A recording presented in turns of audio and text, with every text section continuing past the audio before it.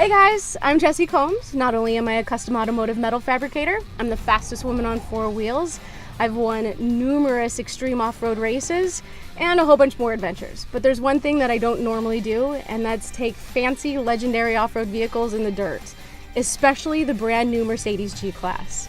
Now this just happens to be one of the very few cars in the world that has looked practically the same for the last 40 years. But now it's been totally reinvented from the inside out.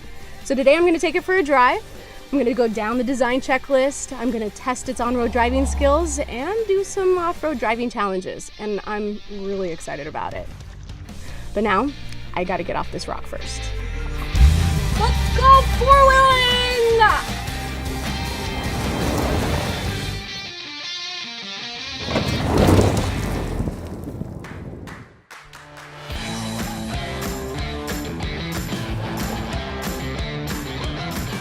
But first, let's take a look at the classic distinctive characteristics that are still in place, starting with the true rugged off-road character and its signature boxy silhouette, the iconic indicator lights, the exposed rear wheel, and of course, the sound of the slamming door and the locking locks. But the new generation also features great innovative elements, such as new LED headlamp technology, optionally multi-beam LED headlamps. Mercedes is also offering a new variety of rims. And now the AMG, where the German engineers have created a hardcore version of the G-Class. Bigger, stronger, and even cooler. Of course, it features the AMG specific grille, the AMG bumper with large air inlets, dual side pipe exhaust, and as a result, the G-Class has combined iconic and innovative features to make its outstanding character even bolder. This unique flair carries on to the inside. While many design details have been here for decades, new interior elements are inspired by features from the exterior design. But the real revolution is the widescreen cockpit. Two displays blending into one is the most prominent thing. You have the ability to change your displays, and you can even change your lighting. And the new AMG steering wheel, you have touch control buttons. And because the car got longer and wider, you have more room in the cabin in all of the seats. This new AMG G63, which is perfect for all who like it sportier and shinier, also come with outstanding improvements for engine power and much, much more. You want to go for a ride?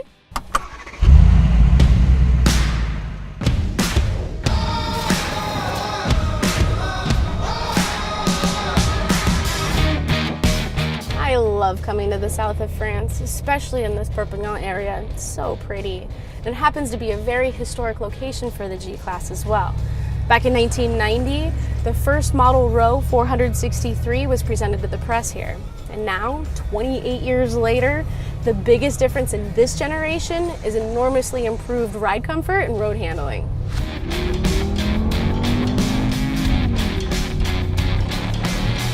Mercedes-AMG has a motto, one man, one engine, which means there's one engineer per engine. They even autograph it, giving it a much more personal touch. This one offers a 4-liter V8 biturbo engine offering 585 horsepower, which sounds great even from inside the car.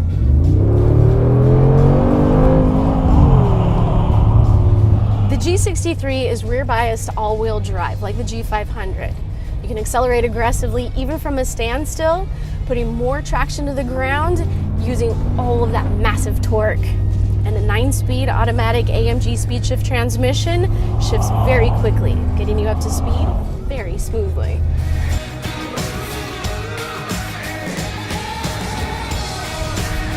There are different driving options. My favorite is Sport Plus, where it instantly kicks in stability control, making the car more agile and way more fun to drive. Plus, there's 3 different off-road driving options as well. All of this makes the G63 unsurpassed in direct ground connection to the pavement as well as to off-road terrain.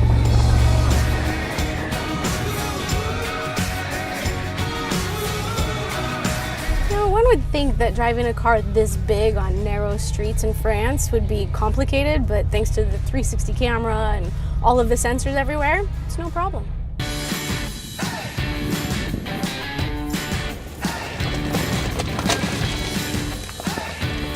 I'm determined to show you what the G-Class is capable of, so I'm back in the G500 for some off-road challenges.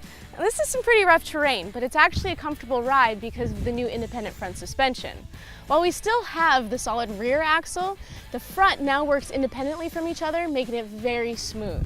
We now have a ground clearance of 27 centimeters and an approach angle of 31 degrees, meaning that mastering an incline of 45 degrees, no problem. All right, I'm shifting into neutral so I can actually activate the low range. That'll give us a gear ratio reduction of 1 to 3, meaning that we have 1/3 the speed, yet 3 times the torque. So our wheels are going to be turning much, much slower. We have a shorter transmission ratio, which means that we're just going to have much more control at slower speeds. All right, we're reaching an area where we're going to need to lock in our diffs. And we want to do this before we actually reach the obstacle because you don't want to do it when the wheels are spinning. And if we do, it's a maximum of walking speed, and that's it. Now we have 3 differentials to choose from. First, we gotta lock the center diff. That's gonna send the power to both the front and the rear axles.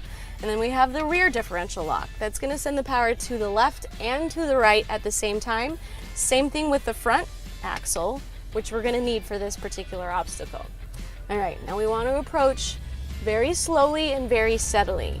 You don't wanna have too much momentum or you're gonna lose traction and stability. And if you don't have enough speed, you're not going to make it over the obstacle. So momentum is definitely key here. You don't want to steer too much or you're going to get yourself in a position that's very uncomfortable. So minimal steering input. Okay, now before approaching the top, what's cool about this car is you can use the camera surround so you can actually see what's up there instead of just looking at the sky. All right, now we've made it over the obstacle. Everything is good.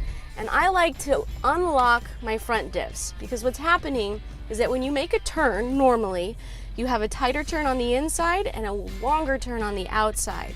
So when you lock the diffs, they're turning at the same, so it makes it a little bit complicated. So I just like to disengage them. Are you ready for the descent? Because this is pretty cool. The G-Class can drive down unwalkable hills nice and smooth.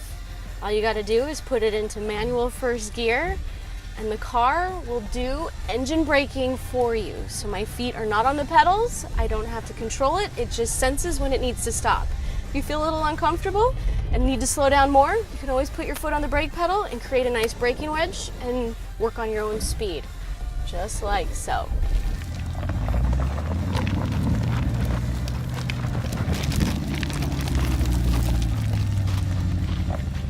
Look at that. I can trust the car. Look, my feet. I'm not even touching the pedals. It's just doing it for me. It's crazy.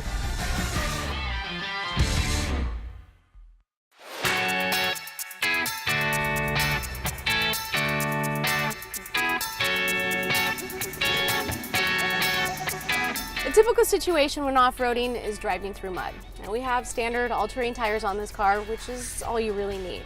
Now before getting in the mud, you want to make sure that you activate your low range, your center diff, and your rear diff.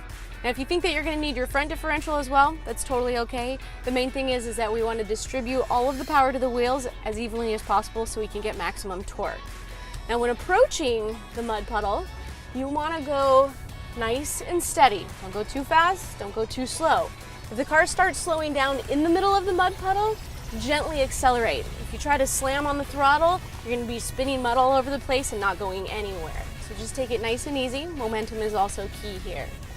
Now you can find the ruts and you can actually drive up alongside the ruts to try and gain traction.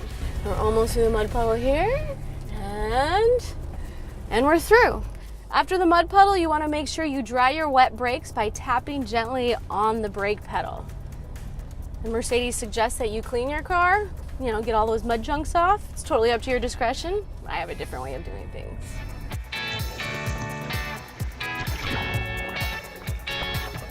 The funnest way to get the mud off the car is to drive through deep water. And Mercedes has increased the water depth to 70 centimeters in the G-Class. Now before you take the plunge, I highly suggest to test the depth of the water with a stick. Move cautiously.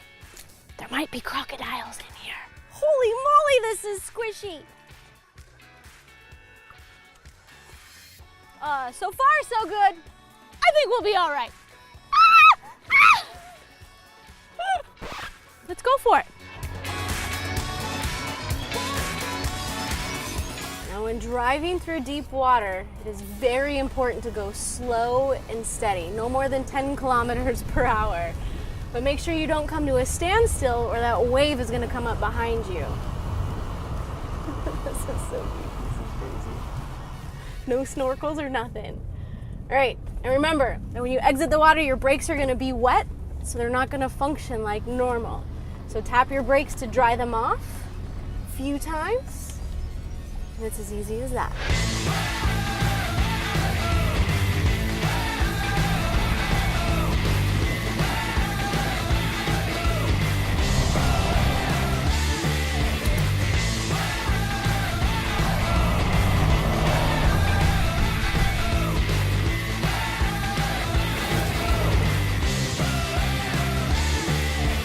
I knew these little legends had off-road capabilities, but I had no idea of the level of the power and the possibilities, especially with this new modern technology. I mean, you can do so much crazy stuff with these and they perform so well. I mean, if I had to choose between one or the other, I don't think I could pick. But I do know that I would always be riding in style, because as we all know, the G-Class is stronger than time. Thanks for coming along for the ride.